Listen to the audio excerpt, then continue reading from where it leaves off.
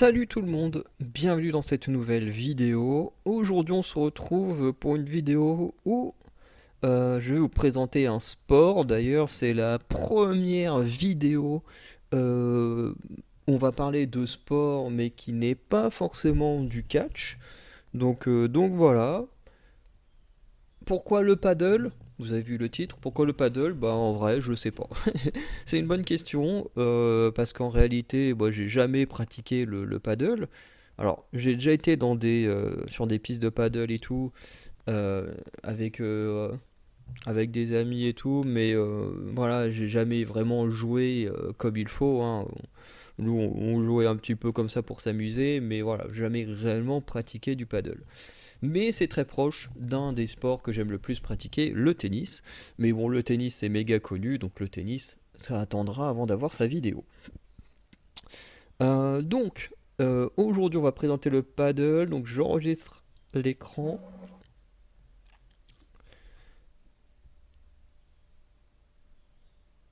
Ok. Donc, le paddle. Donc, c'est un sport de raquette qui se joue sur un terrain de tennis, entre guillemets, parce que ça a la même forme, voilà, et entouré de vitres. Enfin, vitres et de grilles au-dessus, mais on décrira un peu plus le terrain et le matériel un peu plus tard. Selon la Fédération internationale de paddle, on compte 8 millions de pratiquants, dont 1,2 million en Espagne et 400 000 en France. L'Espagne a son importance, vous allez très très vite comprendre. Et quand je dis pratiquants, je parle vraiment de pratiquants, pas de licenciés. Il y a un autre moment, où je vais redonner des chiffres, si je me souviens bien, et ce sont des pratiquants. Donc c'est des gens, soit, enfin, ça compte les licenciés, mais ça compte aussi des gens qui peuvent pratiquer régulièrement pour le loisir. Voilà. Donc, le paddle a été inventé par Corcuera à Acapulco au Mexique. N'ayant pas assez de place autour de sa maison pour un vrai cours de tennis, il va décider d'en créer un de 20 mètres sur 10 mètres. Alors je ne connais pas les dimensions d'un vrai terrain de tennis, mais déjà en sachant qu'il n'y a pas de couloir au paddle, ça doit forcément le rendre un peu moins gros, entre guillemets. Donc il est entouré d'un mur de 3 à 4 mètres de haut. Encore une fois, on va redéfinir après, mais vous verrez pourquoi. Mais voilà. Et au lieu de jouer avec une raquette de tennis, il jouait au départ avec une batte en bois plate. Donc là, on voit que sur l'écran, on a l'air d'être sur une raquette en bois déjà. Euh, mais on sent que c'est pas encore ce qu'on a aujourd'hui, dont on aura une photo vraiment de raquette récente. En 1974, son ami le prince Alfonso de Hohenlohe, il a un nom de famille imprononçable avec une tonne de H, qui du coup cet homme va lui rendre visite et va tellement adorer son jeu qu'il va ramener l'idée à Marbella en Espagne. Voilà. Pour ça que l'Espagne a son importance. Donc Alfonso, je vais juste l'appeler Alfonso parce que son nom de famille est trop compliqué. Alfonso va participer à retravailler un peu le design du cours et les règles du jeu. Et une fois que tout ça c'est fait, vous inquiétez pas, on reviendra sur ces points-là un peu plus tard. Deux cours de paddle vont être construits au Marbella Club où Alfonso va partager sa passion avec la jet set. Et par la suite, le concept va se répandre sur toute la côte espagnole. Alors après, la côte, est-ce que c'est la côte est ou la côte nord, sud? Bon, je sais pas trop quelle côte, hein, mais à un moment donné, on a une côte qui est précisée, donc je pense que ça doit sûrement être celle-là. Après, je connais pas trop la map précisément, les régions et tout ça en Espagne, hein. Je peux placer Barcelone et Bilbao parce que ce sont des villes où j'ai été. Après le reste, même Madrid, enfin quoique Madrid, je pourrais à peu près le positionner sur une carte. Mais en même temps, pour moi, l'espagnol, ça date d'il y a 15 ans, donc voilà, c'est vraiment des vieux souvenirs qu'il faut que j'utilise pour me rappeler d'à quoi ressemble l'Espagne. Enfin, pas sur une carte, hein, mais vraiment d'où se placent les villes et tout ça. Bref. Parmi les gens du coup qui vont fréquenter les cours de paddle, on peut retrouver notamment Manolo Santana qui est un grand tennisman espagnol. Et on va même voir que beaucoup de tennisman euh, ont tendance à plutôt bien aimer ce sport. Alors je dis plutôt bien aimer dans le sens où ils changent pas totalement de sport, mais ils apprécient quand même pratiquer du paddle. Donc petit à petit, des tournois vont s'organiser, notamment à la Costa del Sol, donc qui touche au moins la partie Andalousie. Donc si vous connaissez bien l'Espagne, vous savez à peu près enfin, où le placer sur une carte. Voilà, moi j'imagine plus ça sur la côte est, mais si ça se trouve c'est le sud ou le nord, j'en ai aucune idée. Un ami du coup millionnaire de Alfonso qui vient régulièrement à Marbella, lui va tellement adorer le concept du jeu qu'il va le ramener en Argentine. Et le sport va rencontrer un très grand succès avec un très grand nombre de joueurs, notamment en Argentine et en Espagne, faisant l'un des sports les plus populaires, notamment en Espagne. Et même, j'ai envie de dire, dans le monde un peu hispanique, puisque en 1991 sera fondée la Fédération internationale de paddle à Madrid, et qui est créée par trois pays, donc l'Espagne, l'Argentine et l'Uruguay, donc trois pays hispaniques. On va rentrer maintenant dans la description du terrain. Donc la piste, donc ce que vous avez sous les yeux, c'est ce qu'on appelle voilà, la piste. Contrairement aux Britanniques, qui, vous savez, eux, ils font les mesures différemment de tout le monde. Ici, c'est en mètres. En même temps, voilà, c'est un peu les règles européennes. Et du coup, comme on a dit, le terrain, il fait 20 mètres de long pour 10 mètres de large. On a un filet au milieu, donc qui vous est représenté par les pointillés. Euh, les couloirs, du coup, n'existent pas. Donc, sur un terrain de tennis, vous avez techniquement un couloir ici et ici en plus qui n'existe pas au paddle.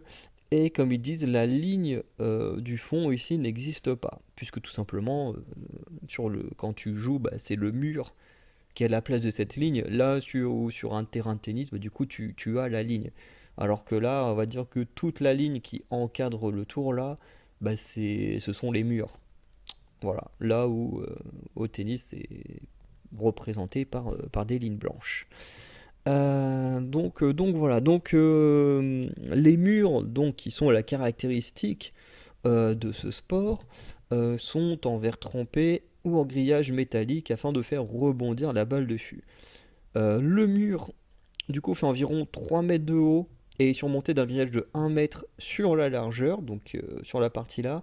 Et sur la partie là de mémoire, c'est 2 mètres de haut le mur de verre et 2 mètres de haut le grillage. Enfin bref, une connerie du genre. En tout cas, ce qu'il faut retenir, et vous le verrez avec les photos, c'est qu'en général, il y a le mur qui fait de verre qui fait une certaine taille, et au-dessus, il y a le grillage qui fait également une certaine taille. Voilà. Euh, donc, euh, donc voilà. Donc le sol, lui, il est en gazon synthétique ou en moquette aiguillotée. Voilà. Donc la fameuse raquette. Alors elle est également un élément distinctif de ce sport, puisque bah, déjà elle ne porte pas de cordage, qui fait que par exemple même si le tennis, le touch tennis, le... Attends, non, le speedball, je crois que il n'y a pas de cordage non plus au speedball. Ah, faudrait que... Je crois que en plus, je crois que c'est une toute petite raquette au speedball. Mais le badminton, ce sont des... Voilà, on va dire la plupart des sports de raquettes populaires, dont le tennis, badminton, sont des raquettes à cordage. Alors que, bon, bah là, on voit très bien le design, ça n'a absolument... Alors, la forme à avoir, mais le reste, non. Donc voilà, et du coup, elle est en mousse, même si on va voir qu'il y a d'autres matériaux, et plein de trous. Alors, pourquoi autant de trous pour y se positionner comme ça, je sais pas trop. Euh, mais bon, en tout cas, ça marche très très bien. C'est des très bonnes raquettes. Euh, Moi, avec des amis, on se fait souvent des séances de tennis sur une vraie piste de tennis. Et le truc, c'est que pendant un temps, on jouait à 4, mais on n'avait pas tous une raquette. Moi, j'avais la mienne, j'ai un ami qui avait la sienne. Parmi un couple d'amis, on avait une des deux qui avait une raquette, mais pas la deuxième. Et ce qui fait que ben, le temps que la personne achète sa propre raquette de tennis, et ben du coup, euh, enfin, un de nos potes ramenait sa raquette de paddle, et du coup, ben, on se tournait les raquettes histoire que tout le monde joue avec. Et en vrai, bon, faut mettre plus de puissance, clairement beaucoup plus de puissance qu'une raquette de tennis, pour jouer sur un vrai terrain de tennis, mais techniquement c'est pas fait pour, hein. Mais voilà, tout ça pour dire que j'ai déjà pratiqué la raquette, pas sur son vrai terrain, mais je l'ai déjà pratiqué, et en vrai c'est plutôt pas mal. Donc la raquette pèse environ 370 grammes en moyenne. Quand j'ai vu l'info, je me suis dit, mais attends, c'est hyper léger en fait. Parce que j'arrive pas à me souvenir de la prise en main, mais c'est vrai que quand tu l'as en main, en vrai, ça pèse pas grand-chose, hein. Ah, surtout quand t'as ta raquette de tennis qui elle est pas très lourde non plus, mais qui est un tout petit peu plus lourde. C'est vrai que j'attendais quand même à un truc un peu plus lourd, mais bon, apparemment c'est comme ça. Et depuis 2020, du coup, la raquette est composée de matériaux qui est également utilisé dans d'autres sports. Bon, du coup, on va pouvoir reprendre. Hop, je relance l'enregistrement. Donc, comme je disais, elle est composée d'autres matériaux qu'on utilise dans d'autres sports, donc dont le carbone, le Kevlar. Alors, c'est très bizarre de voir du Kevlar dans autre chose que ce qu'on voit dans les films avec les gilets pare-balles, le graphite ou encore la fibre de verre. La raquette, du coup, a une épaisseur de 38 mm, donc ça fait 3,8 cm. C'est vrai que ouais, elle est grosse la raquette. Et enfin c'est l'épaisseur selon le règlement de la Fédération internationale de paddle. Voilà, c'est la taille officielle, enfin l'épaisseur officielle. Pour les raquettes, il existe différentes densités de mousse EVA qui donnent une forme ou une répartition différente à la raquette afin de pratiquer différents jeux avec la raquette, tels que du jeu au toucher ou des jeux de puissance. Les raquettes possèdent un cordon de sécurité, donc il n'y a pas sur la photo, au bas de la raquette, donc ce qui fait que tu as ta raquette toujours au poignet, hein, tu peux pas la perdre. Et le cordon, il est également obligatoire selon la fédération. Les balles de paddle, bon, comme vous le voyez sur la photo, elles sont très similaires aux balles de tennis, mais avec une pression inférieure. Les balles sont jaunes, comme vous le voyez, ou elles peuvent être blanches pour les compétitions officielles. Le diamètre de la balle est situé entre 6,35 cm et 6,77 cm, et sa masse varie entre 56 grammes et 59,4 grammes. Le service, lui, il se fait à la cuillère et en croisée, donc c'est différent du tennis. Le tennis, hein, tu jettes ta balle en l'air et tu la smash entre guillemets vers le carré où il y a ton adversaire, en diagonale également. Là, tu fais à la cuillère, c'est un peu plus facile à rattraper quand même. Donc voilà, en croisée. Si la balle rebondit et touche la grille juste après, donc c'est une faute, sauf quand tu es pendant un échange. Si une balle touche le filet et rebondit deux fois, ou touche le filet et touche l'angle du mur à la limite du grillage, du coup c'est un let et il faut refaire le service. Voilà. Donc ça, c'est pour les règles du service. En ce qui concerne les échanges sur le terrain, donc la balle peut rebondir à plusieurs reprises, sauf sur le sol. Donc la balle peut donc toucher plusieurs obstacles, donc le mur, le grillage, même la poignée de porte, qui du coup va forcément créer des trajectoires inattendues. Si la balle rebondit deux fois sur le sol, le point est perdu, comme au tennis, même le ping-pong, voilà. Si la balle rebondit et sort du terrain, alors le point est perdu pour l'équipe qui défend. Une balle qui rebondit contre un mur et revient dans le camp du frappeur, ça fait également un point. Enfin bref, voilà, il y a plein de façons de gagner des points. Avant de toucher un mur ou un obstacle, il faut absolument que la balle touche le sol en premier. Voilà, tu peux pas tirer directement dans les murs. Les points se comptent comme au tennis. Donc, vous savez, le 15, 30, 45, balle de match, 7, et puis voilà. Alors je sais plus au tennis en combien de sets on gagne, mais en tout cas au, au paddle c'est 2 sets gagnants. Alors le paddle possède un panel de coups allant des classiques de sport de raquette comme le coup droit, le revers, le lob, le smash, le slice, bref il y a plein de trucs. Mais il a aussi quelques coups spéciaux, si on peut dire ça comme ça, donc je vais en présenter deux globalement. Enfin, il y en a trois, mais il y en a deux, c'est quasiment le même. Il y a le Chiquita, voilà, donc avec une image reprise d'internet, où la balle est jouée depuis le fond du court, de façon courte et lente. Donc bon là sur l'image ils sont pas non plus au fond, mais bref on voit le principe. Et la balle doit passer juste au-dessus du filet et viser les pieds des adversaires. Et comme ça rend plus compliqué d'attraper la balle. Moi, je vois un peu ça comme les amortis au tennis, où vraiment, quand ton adversaire est loin, tu amortis la balle, que ça fait une balle très courte. Moi, j'arrive pas à les faire du tout, ces trucs-là. Mais, euh, mais bref. Après, là, dans la technique, il faut vraiment viser les pieds de l'adversaire. Mais voilà, on voit un peu le principe. Et il y a aussi le par 3, par 4, donc le par 3 ou le par 4, qui globalement est la même technique, c'est que tu smashes la balle et il faut qu'elle rebondisse dans le camp adverse et qu'ensuite elle sorte du terrain. Donc le par 3, c'est qu'elle touche le sol, puis passe au-dessus du mur de 3 mètres.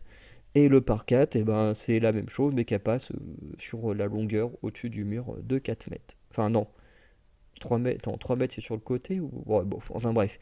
Il y a un mur de 3 mètres, un mur de 4 mètres, bref, voilà, vous avez compris. Euh, Ensuite, la compétition. Donc, à l'échelle mondiale, la compétition la plus importante est le premier paddle, créé en 2022. Alors, il y a une fédération plus ancienne, on va en parler pendant cette section-là. Euh, et du coup, le premier paddle est organisé par la Fédération internationale de paddle. Justement, cette fédération a établi alors la liste des meilleurs joueurs au monde. Le pré-paddle de 2024, lui, va prendre une tournure différente puisqu'elle va absorber le World Paddle Tour, qui était le plus grand championnat avant 2023. Et du coup, le rachat par le Qatar Sport Investments. Et là, d'un coup, ça donne moins envie de regarder la compétition quand tu vois que ça appartient au Qatar maintenant. Voilà. Bref. Euh, du coup, pendant le premier paddle, voilà, il y a eu 25 tournois dans 18 pays différents, dont 2 en France, soit un major au Roland-Garros et un tournoi P2 à Bordeaux.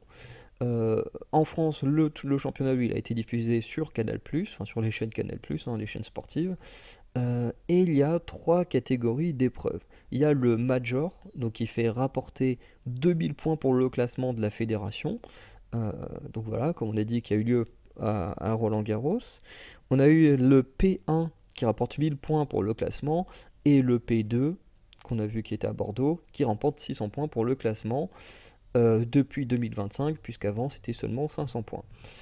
À partir de 2024, naîtra aussi le Tour Finals, donc qui rapporte 1500 points au classement de la fédération et où les 16 meilleurs joueurs et joueuses du classement vont s'affronter.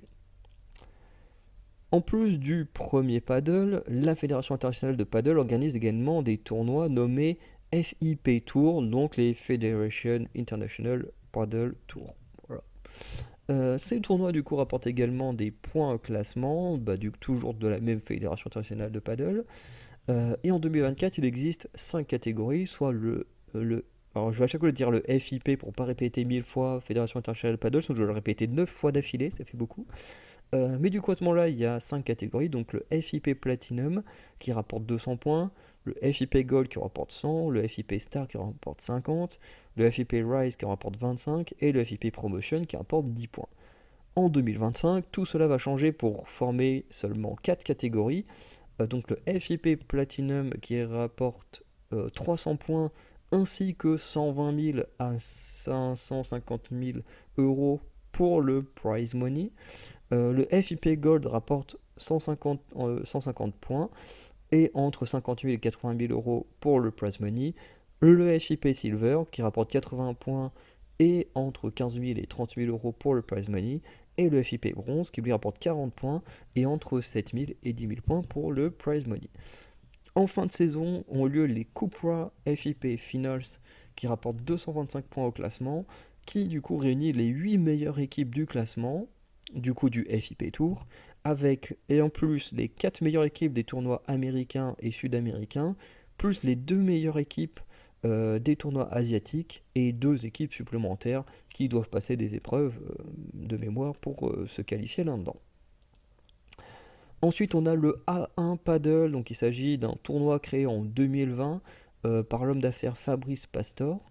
Le classement de ce tournoi est indépendant et également, du fait d'être indépendant, les meilleurs joueurs du monde n'en font pas partie.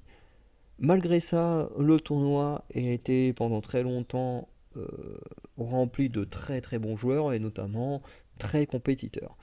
Le tournoi se distingue, comme on peut le voir, avec un sol rouge.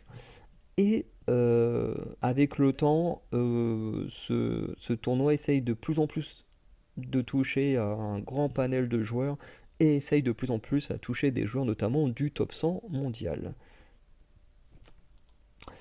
Du coup, avant de s'approcher de la fin, on va forcément aborder un peu le cas de la France. Donc en France, le paddle, lui, va se développer très vite sur les dernières années, ayant environ 500 000 pratiquants aujourd'hui. Encore une fois, on parle bien de pratiquants et non uniquement de licenciés. Avec le côté ludique, mais aussi technique de ce sport, s'intéresse également des grands sportifs de raquettes comme Henri Lecomte, Arnaud Clément ou Gaël Monfils qui font tous les trois parties du monde du tennis. Et avant 2014, la France avait une fédération de paddle, mais en 2014, ça va être intégré à la Fédération française de tennis. En 2019, on comptait 325 clubs dans tout le pays, euh, et forcément des centaines de pistes, hein. Moi, pendant un temps, j'habitais 4-5 mois dans un logement du Crous où il y avait justement, je crois qu'il y a 3 ou 4 pistes juste en face du bâtiment, enfin du moins de l'entrée. Parce qu'en gros, pour ceux qui connaissent pas, au niveau du campus 1 de Caen, de l'université, en gros, quand tu arrives en haut, ça fait bizarre de dire en haut, mais c'est vrai qu'on ne connaît pas, mais en gros, l'université, tu as toute une grosse partie qui monte, et quand tu arrives en haut, bah là, c'est les logements étudiants, le resto universitaire, le stadium et tout. Et en fait, tu as un grand chemin qui finit en petit escalier et tout, et quand en fait, tu arrives là, tu as un gros logement du Crous à gauche, le rue à droite, et à côté de ce logement du Crous, tu as quelques terrains de tennis et quelques pistes de paddle. Et là, du coup, tu peux rentrer dans le bâtiment du Crous. Et en fait, moi, j'habitais dedans. Sauf que moi, j'habitais. Ma fenêtre était à l'opposé des terrains de paddle. Et l'anecdote, elle est importante parce que vous allez voir avec le point qu'on va aborder pour terminer la vidéo. En France, du coup, il y a 3 tournois. Donc, un pour les hommes, un pour les femmes et un tournoi mixte. Voilà.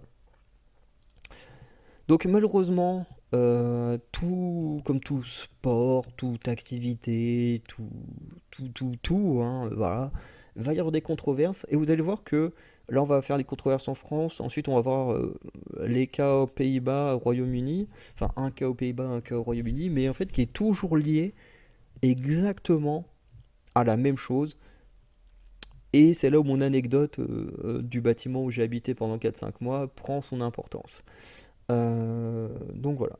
Donc, d'abord, en France, la loi n'a rien qui encadre les nuisances créées par les paddles en milieu ouvert. Donc, comme on peut voir sur la photo, parce qu'il y a des paddles qui sont en extérieur, par exemple ceux dont moi j'habitais à côté étaient en milieu ouvert, mais il y en a qui sont dans des gymnases. Voilà. Il y a aussi des municipalités qui demandent des études de pré-implantation pour favoriser les installations semi-fermées ou en salle, donc éviter un maximum justement les paddles en milieu ouvert. La législation sur les troubles anormaux du voisinage ainsi que les articles R1 3365 et R1 3367 du Code de la santé publique fixent une limite de 5, comment est-ce que 5 décibels au-dessus du bruit ambiant. Euh, donc voilà, ça c'est le cadre juridique actuel. En pratique, la jurisprudence conduit à la fermeture des pistes de paddle qui ne peuvent pas être enfermées dans un bâtiment ou un milieu urbain voilà, particulier.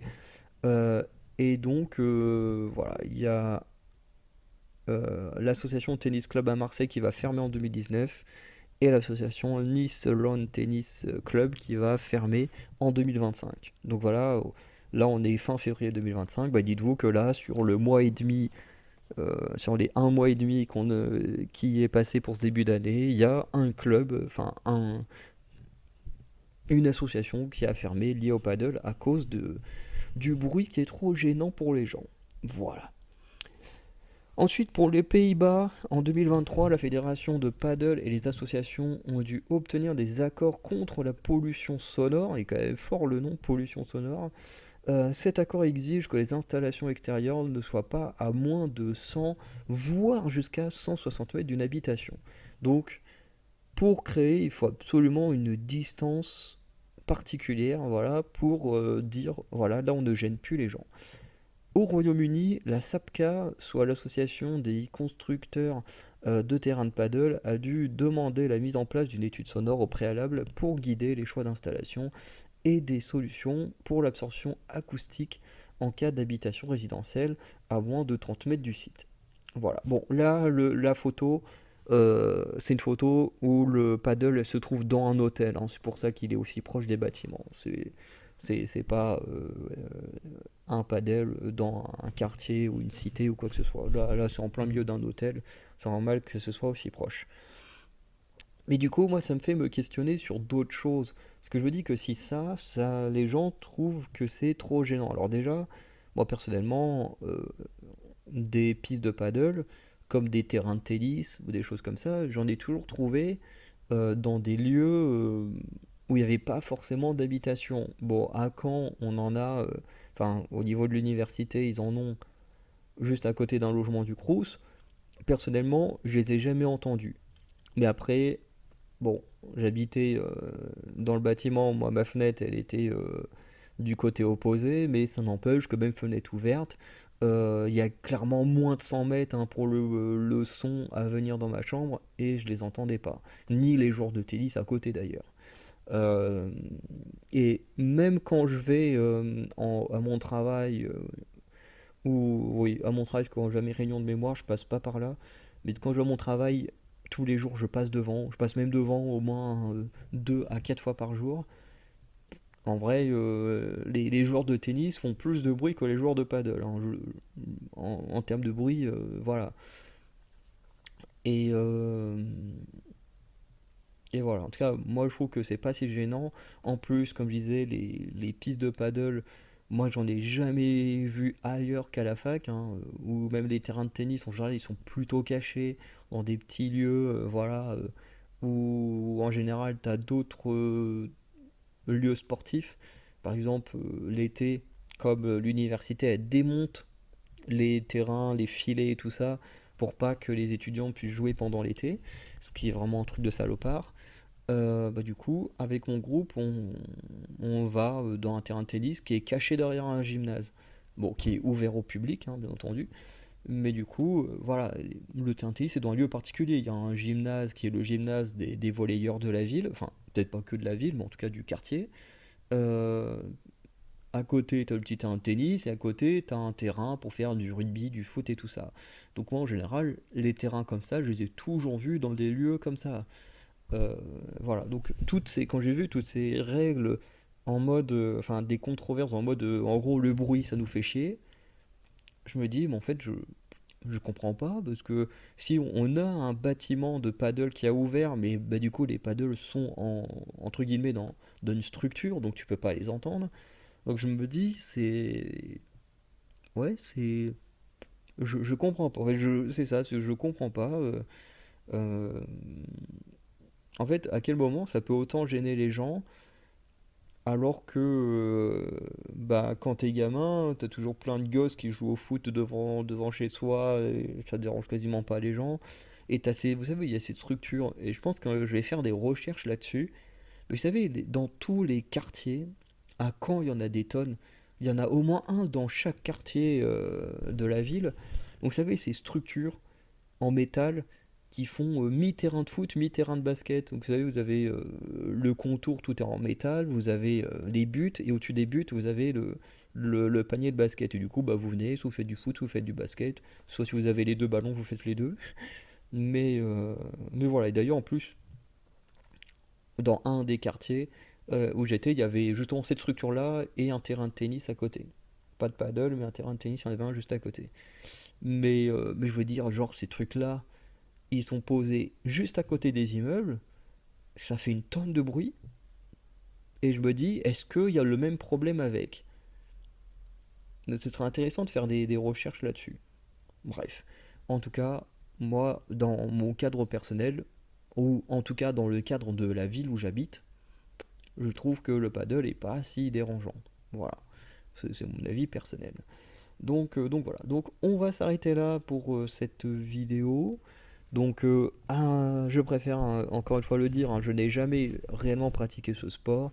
J'ai déjà été à l'intérieur pour faire quelques échanges avec quelqu'un qui comme moi n'y connaissait rien, donc c'était plus histoire de s'amuser avec les murs plus que vraiment apprendre à jouer. Donc voilà, je suis pas forcément un connaisseur. Si des joueurs de paddle tombent sur la vidéo, bah, qu'ils n'hésitent pas à rectifier des choses ou quoi que ce soit. Mais en tout cas, je trouvais ça très très cool de découvrir ce sport que je compte bien pratiquer avec mon ami qui a plusieurs raquettes de paddle. Je compte bien voilà, découvrir un peu plus la discipline quand les beaux jours vont revenir. Voilà. Du coup, je vous souhaite une bonne journée, une bonne soirée. N'hésitez pas à liker, vous abonner, laisser un petit commentaire. Et je vous dis à très bientôt pour de nouvelles vidéos. Ciao tout le monde.